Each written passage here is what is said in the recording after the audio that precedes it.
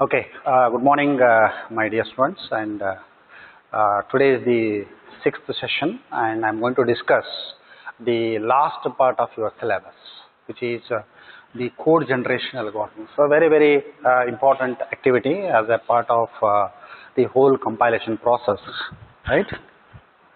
So, your target code that is to be generated is a high quality target code, and in view of that, yesterday we discussed the different code optimization techniques. Okay, and we know that there are 6 sources of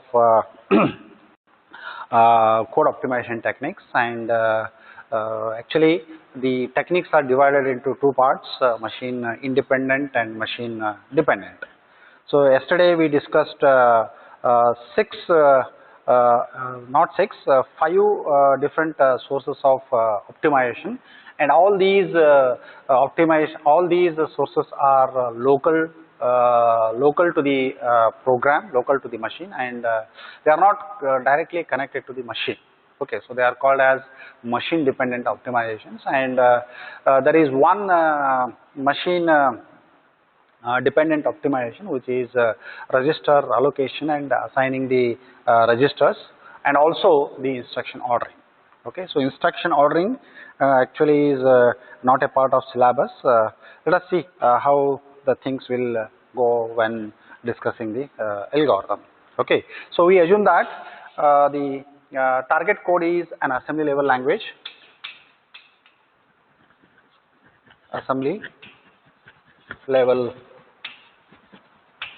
language, and we know that we are going to consider the target machine as PDP-11, and we discussed several instructions. We assume that it has a limited set of instructions. As far as possible, I am going to discuss I'm going to simplify the discussion of code generation, because it's a very complicated task, and it is actually a NP problem, right? So a lot of effort needs to be put in generating the target code, and we assume that we are going to generate the assembly level language for PDP-11. So we have discussed several instructions. We have a limited set of instructions, and also we have a limited set of general purpose registers to store the temporary values. Okay, so before we see the actual code generation algorithm, let us try to understand the important points which are very much essential in the code generation. Okay, so here we use a straightforward strategy to generate the assembly code from a quadruple. It means that the code is optimized. Okay, the intermediate code is not just an intermediate code; it is an optimized intermediate code and represented in a quadruple. Right, in a quadruple, and you know the loop optimization has been done, and you have the sequence of the 3 address codes are partitioned into a number of basic blocks, and the code optimization is done with respect to a basic block, and we have the optimized code, and that is what is an input to the code generation, right? There's a second important point is the operands in the quadruple are currently available in the registers, and for each operator there is a corresponding assembly code available. So this is very important. Whenever we are generating the instructions, as far as possible, we assume that the operands are available with the quadruple operands are available with the register. So if they are not available, okay, we are going to write a function. Okay, so that will find whether a particular value operand value is available in the register. If it is not available in the register, then a load instructions can be generated, right? And also for every operator, we have an appropriate assembly code. The assembly mnemonic is available in the instruction set. This is what we will assume. Okay, and we also assume that the computed results are available in the register as long as possible. Okay, so as far as possible, after operation we are going to get the results, and we assume that the results are going to be stored in a register. In fact, the code generation algorithm is applied to a particular basic block. Okay, when the code generation algorithm applied to a particular basic block, we assume that all variables, okay, all variables, non-temporaries, okay, are live on exit, okay, and all temporaries are dead. Okay, so all temporaries are dead, but as far as possible, we see that the values are available with the operands values are available with the register. This is very, very important. Okay. Then we also have a symbol table initially shows all non-temporary related to a particular basic block. All temporaries in a particular basic block are live. So this information is stored in the symbol table, and later it is being updated. Okay. Now, when actually we are discussing the code generation algorithm, the very important point is how one can effectively make use of the registers. Okay, since registers are required to store the intermediate results, and we have a limited set of registers. So how effectively you can make use of the registers, how to get the registers allocated done. Okay, so that is what is actually an important task. So to make more informed decision about the registers allocation, so we are going to compute the next use information and the liveness information of each variable in a quadruple, each operand in a quadruple, where use is defined as follows. Okay, so we are going to find for each quadruple the next use and liveness information. Okay, so here goes the definition. Suppose you have a quadruple I. Okay, you have a quadruple I, and that is going to assign a value to a variable A. Okay, so it could be register also. Okay, so if quadruple J has A as an operand, okay, so the value of A is computed at quadruple I, and if quadruple J has an operand, A as an operand, okay, then if, and also the control can flow from I to J without any further assigning the values for A, okay, then we say that the quadruple J uses the value of A computed at ith quadruple, right? So this information has to be recorded so that one can make use of the registers. Your code generation algorithm will keep track of the registers, okay, and accordingly depending on the next use and liveness information, the registers can be allocated. Okay, so the algorithm goes like this, and we wish to find for every quadruple. Okay, so we have a quadruple of the form A equal to B OPC. OP stands for any operator. So A, B, C are variables. The next uses of A, B, and C, okay, has to be computed. Okay, so the algorithm must first scan the stream of a quadruple to find the end of a basic block. So since the code generation algorithm is applied to a particular basic block, okay, so you have an entry point. So when you enter into the basic block and find out the end of the basic block, and while then scan towards backwards, and while scanning the basic block towards backward, for each quadruple, okay, the next use and liveness information is recorded. Okay, so what is that you are doing? Your algorithm, the next use and liveness information, if it is to be collected for every quadruple I, okay, we have to first scan the stream of quadruple to find the end of basic block. We have to reach the end of the basic block, then scan backwards to the beginning, and while scanning towards backwards, okay, we have to record for each name whether A has a next use in the block, and if not, whether it is live on exit of the basic block. So this information has to be recorded, and accordingly the symbol table is updated. Okay, suppose in the backward scan we reach a quadruple, let us say A equal to B OPC, then we can have these two conditions checked, right, or two statements can be applied. So for quadruple I, okay, if you have a quadruple A equal to B OPC, then for that quadruple I, the information currently found in the symbol table recording the next use and liveness information of A and B. So in the symbol table, you are going to set for variable A, right, for quadruple I, not live, and no next use information. For quadruple I, okay, you are going to set for variable A, it is not live. The reason for this is the value of A is being updated. Okay, and no next use. Okay, since the value is going to be changed, so the information is not live, and the next use information is recorded in the symbol table. And also for B and C, okay, since the values are being used at quadruple I, they are live, and they have a next use information. So you are going to record for B and C live and the next uses for a quadruple I. So this information has to be collected while backward scan for every quadruple. So for an example, right? So I have a basic block B containing, let us say, 5 sequence of 3 address codes. Okay, so this is what is my entry point. So I enter into the basic block. Okay, then I scan all these statements until I reach the end of the basic block. So fifth statement is the end of the basic block. Okay, then scan backwards. So while backwards scan, you are going to record the liveness and next use information of all the variables. For example, so you reach here. So my in the first backward scan, you have the fifth statement D equal to V plus U.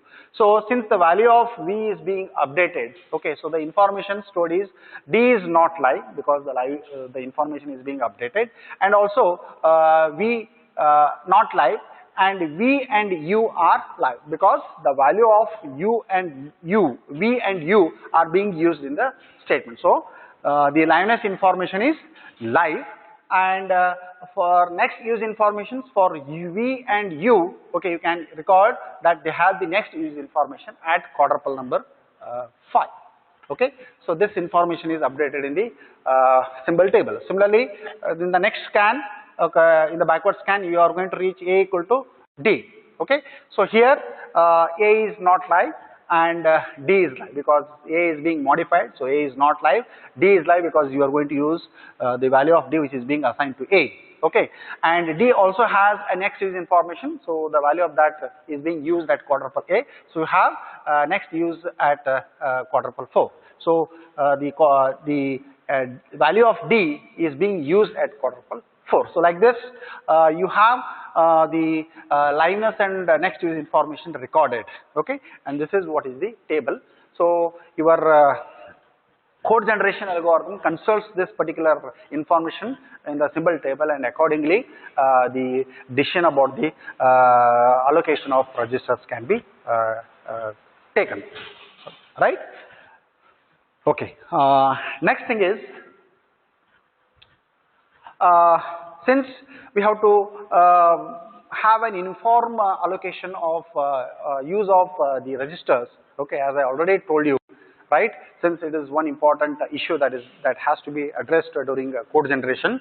Okay, so the code generation algorithm is going to maintain 2 types of descriptors, as I already told you. So one is the register descriptor. So this is to perform the register allocation. So okay, so this register descriptor is maintained to perform the register allocation. So here we use this descriptor to keep track of what is currently in each register. So whenever we need a register, we consult the register data. So initially all the registers are empty, all the available registers are empty.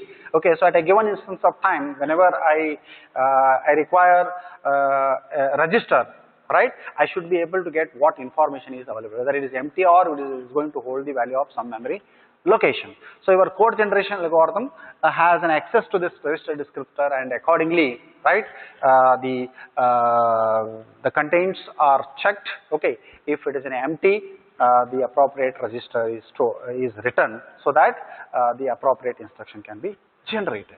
Okay, so initially, as I already told you, initially all the registers are empty, and as the code generation for blocks progresses, each register may hold the value of the variable names used in the program. Okay, and when the 3 address codes are in execution, we also keep that as far as possible all the values, okay, are retained in a register. They are available with a register. So once you exit, okay, you can so all the temporaries are dead. Okay, however, you have to see whether a particular value of a memory location, value in the memory location for a particular variable, if it is there in the register, if it is not there in the memory, okay, then all the values in the registers are moved back to the memory location. So this will be taken care in the code generation algorithm. Okay, so you also have another descriptor called as address descriptor. So here, for each name in the basic block, we are going to maintain the address descriptor that keeps track of the location where the current value of the name can be found at a runtime. So at runtime, you have a variable. So you would like to know, okay, what is the appropriate location where the value of the name is available. So the location could be a register or stack or a memory location. So accordingly, your code generation algorithm also has an access to this, and accordingly the appropriate instructions are generated. Okay, so we are when we write a code generation algorithm, we are going to maintain the register descriptor and also the address descriptors, right? Now,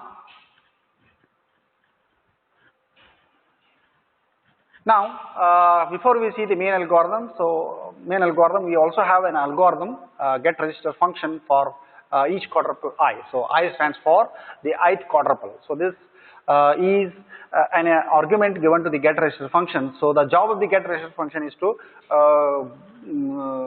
allocate the registers. It has to select the registers for each memory location associated with every 3 address code. Okay, so this function has an access to register and descriptor for all the variables of the basic block. Accordingly, it is going to return the usage of the allocation of registers to the operands of a particular quadruple I. Right. So now we will see the algorithm. Okay, you see the algorithm. So let us suppose we have 3 address code such as x equal to y plus z. Suppose this is the 3 address code in the particular basic block. Let us see how code can be registered. So first you are going to call in the first step you are going to call the get register function to decide where the values of x, y, z, okay, are available.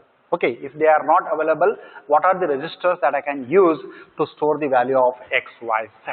Okay, so accordingly, the get register functions decides the registers to be allocated for the variables x, y, z. Let us suppose I have an Rx register stores the value of x, Ry register stores the value of y, and similarly Rz stores the value of z. So this information is returned from the get register function.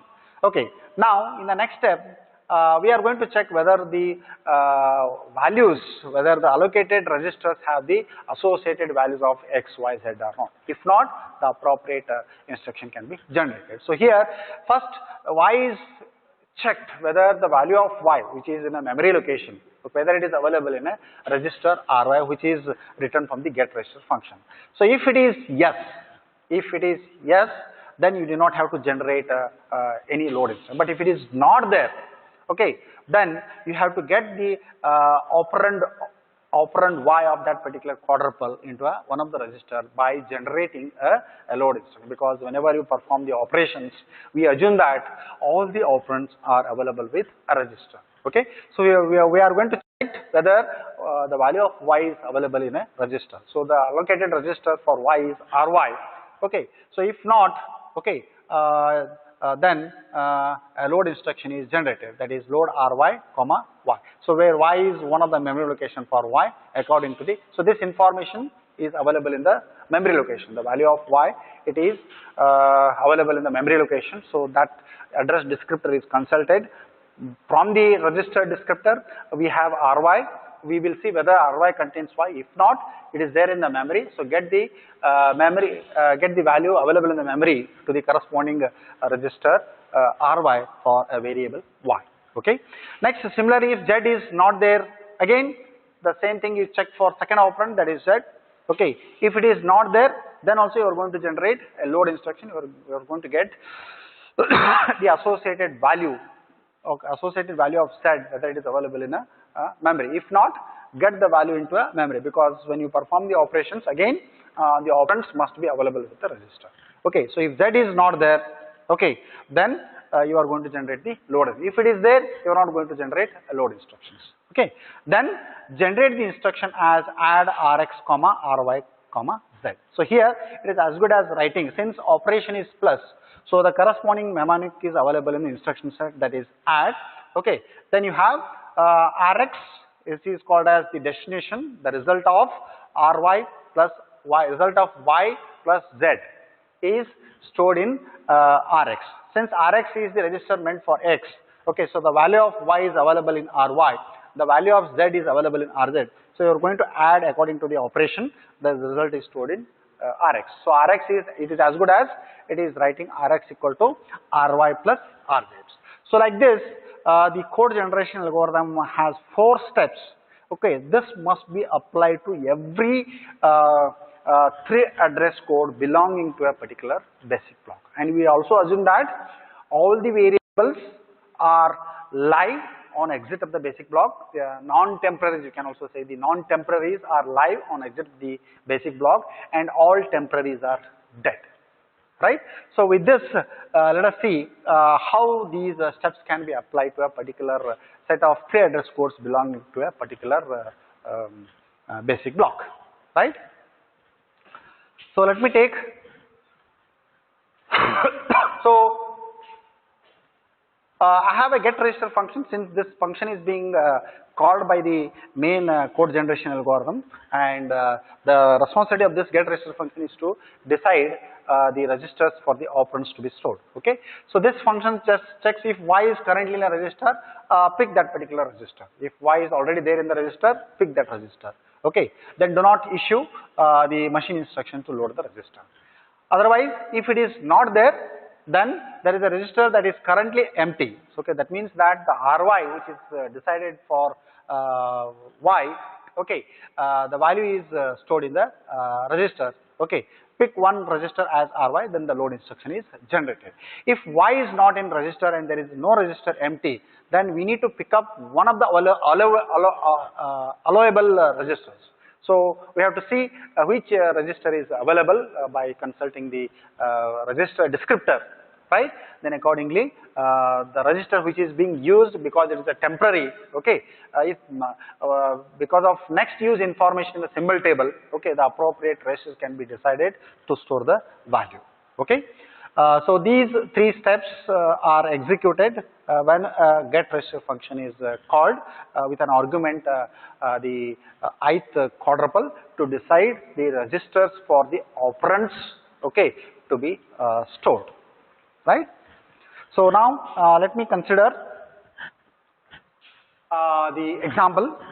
Okay, so I have the sequence of 3 address codes which is optimized to 3 address codes and represented as a quadruple, right? So we already computed the next use and liveness information of for all these 3 address code instructions. So this is also available with the symbol table, and accordingly the address the registers can be allocated by consulting this. Okay, so we assume that T, U and V are temporaries. Okay, they are dead after exiting from the basic block, and however we also have 3 variables A, B, C, and these 3 variables are live on exit. Okay, you must retain these values. Okay, so that subsequently these may be used in the other basic block. Remember here, in order to perform all these activities, a very important activity that is done is data flow analysis. Okay, so the data flow analysis gives the entire information about the registers, the memory locations of each variable, okay, when whether a particular value, whether it is available in the register. If it is not available in the register, then execute a load instructions.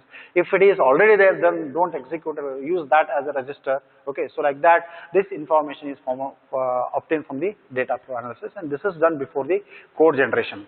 So this particular part is beyond your scope, so that I'm not going to be that I'm not going to deal, right? So let us take the discussion very simple. So I have these 5 set of 3 address code statements pertaining to a particular basic block, and we have the information from the symbol table saying the temporaries are dead. So here T, U, V are temporaries, and A, B, C, okay, and D are variables. So they are all live on exit of the basic block. Okay, so here when you say A, B, C, D are variables that are live on exit of the basic block. So when you exit the basic block, you must see whether the location of A, what is the value of A when you before you execute, where the value of A, B, C, D are available. Okay, if they are available in a memory location, it's fine. If they are not available and if they are in a register, okay, by consulting the address descriptor or in a register descriptor, okay, you have to generate separate instruction to get the content of register to a particular variable's memory location. Okay, this needs to be taken. Let us see how this is done. Okay, so I have this trace.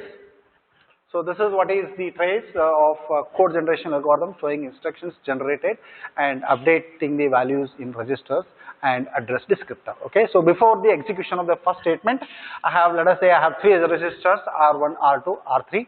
All these are empty, and you also have the memory locations A, B, C, D, T, U, V. Okay, so you also have the memory locations, and the value of the value of variable A is available in memory location A, similarly B, C, D.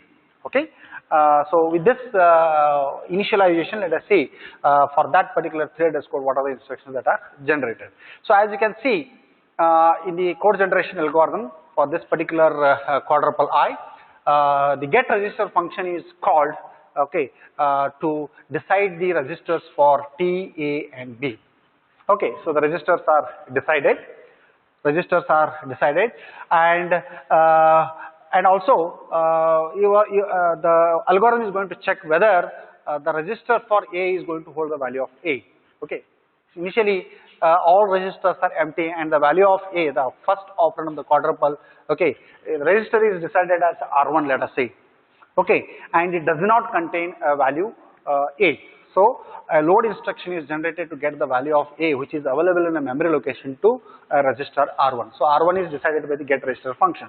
So you have a load instruction generated, load R1 comma A. So the content of memory location A is now moved to register R1. Similarly, R2 is also decided for, let us say, B by the get register function, and since it is empty, the value of B is not available in the register, so it is there in the memory location. So again, load instruction is generated, okay, to get the value of B, which is in memory location, to register R2. Now both the operands of the quadruple are in a register, so then you can generate an instruction as, since here it is subtraction, the mnemonic is sub. So a sub equal to, I can choose any one as the resultant. Let me take R2 equal to R1 comma R2. So it is as good as saying R1 R2 equal to R1 plus R2. Okay, so once let us see, when this particular instruction is generated, okay, accordingly the address descriptor and register descriptors are updated. Just here, so when the content of A is moved in R1, okay, now the R1 register contains the value of A, which is also available in memory. Okay, and in the address descriptor, there is an indication saying that the value of A is also available in register R1. Okay, so this updation is done. Similarly, for B, which is there in the memory, now it is going to, before it is going to have R2. Okay, so R2 is going to hold the value of A. Since you are going to use the this register to hold the value of the operand, so now R2 contains the result of R1 plus R2, which is T. Okay, so this is indicated as the register descriptor is updated as T. So T is now in register R2.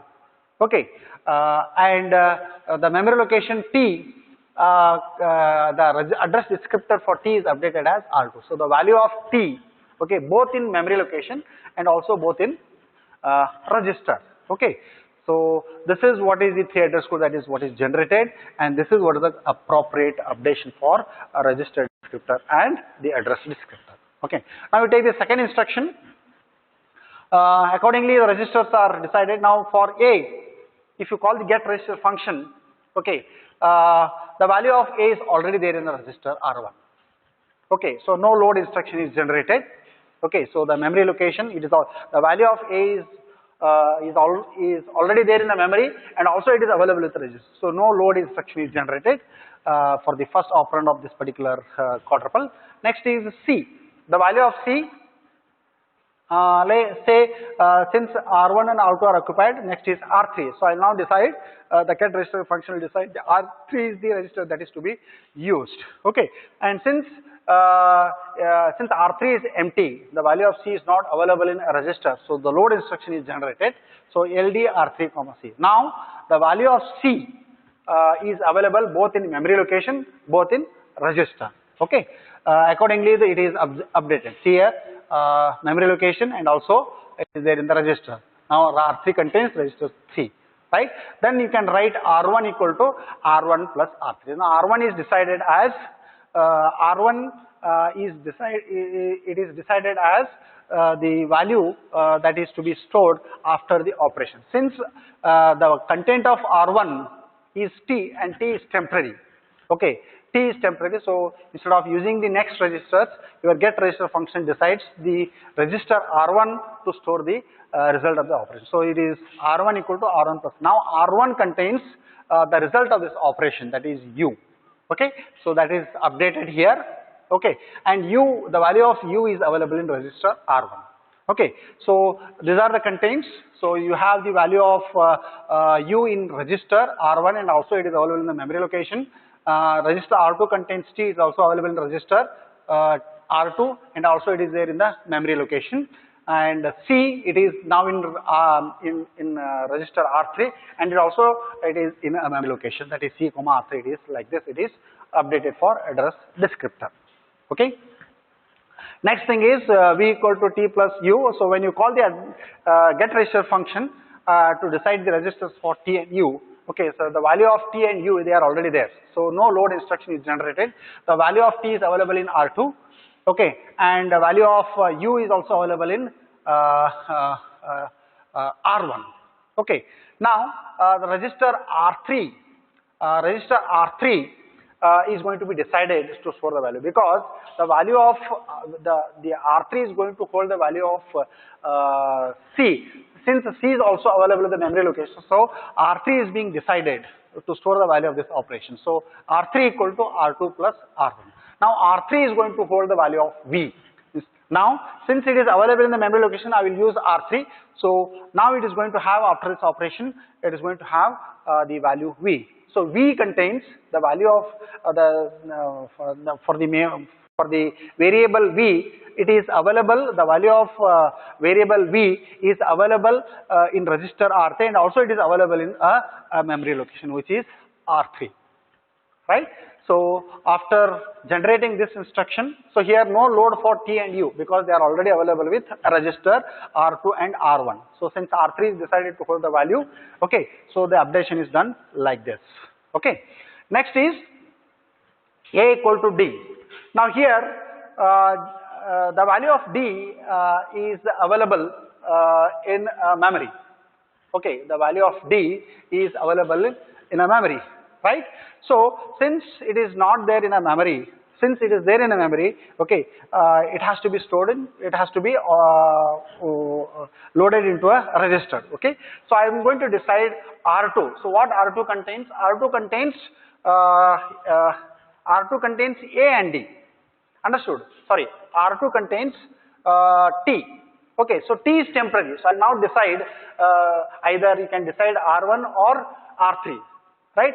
Since you have the next use and liveness information for V and U, okay, I will decide T. So T has no next information which is available in the symbol table, which was updated. Okay, now T is this register is decided to store the value of D. So you are going to execute a load instruction to get the value of D, which is available in a memory location. So now R2 contains the value of D. Okay, R2 contains value of D. Now the value of D is available both in register and also in memory location. So accordingly your D is updated. Okay, so this is also available in memory location and also it is available in register R2. Okay, and R2 now contains both the values A and D, since the value of D is being stored in A. Okay, so A comma D are the values stored in register R2. Okay. The next instruction is D equal to V plus U, right? So when you consult the address descriptor, it is obtained that the value of V, which is available in a memory location, the value of V is available in a memory location as well as it is in a register. Okay, sorry, not in a memory location. The value of V is available in a register, which is R3. Okay, so note load instruction is generated because it's already there in the register. Similarly, for register U, the operand U, okay, it is checked for the availability in the register. So the value of E is also available in a register R1. Okay, so both the operands for the quadruple are available in a register, so no load instruction is generated. So finally, you have a code that is what is generated as add R1, R3, R1.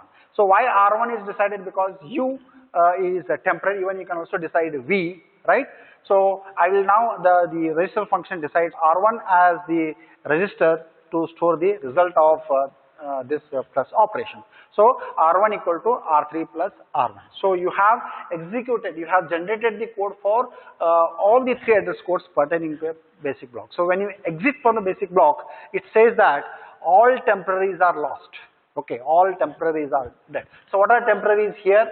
Okay, the temporaries are TUV, right? So they are dead. But however, before you exit, okay, you must see whether any register is going to hold the value of a variable in a memory location. For example, see here the register R2. Okay, register R2 is going to hold the value of A and D, and A and D are live. Okay, they are non-temporaries. On exit, okay, of the basic block, they are live. Okay, since the current value is available in the register, okay, after exit of the basic block, the values are lost. So before you exit, okay, a separate instruction is generated to get the content of R2 in memory location A and D. So you have two instructions, store instruction that generated after exit of the basic block. So get the content of R2 in register, get the content of register R2 in memory location A because it is live. Similarly, the content of R1, it is D.